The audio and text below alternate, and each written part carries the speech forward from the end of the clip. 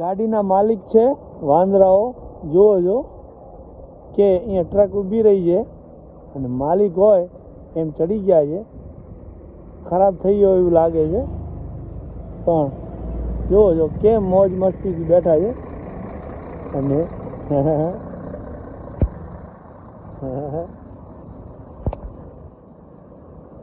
હા ચાલો પહાડ તો અહીંયા જ છે ભાઈ, રાજસ્થાનની ધરતીના.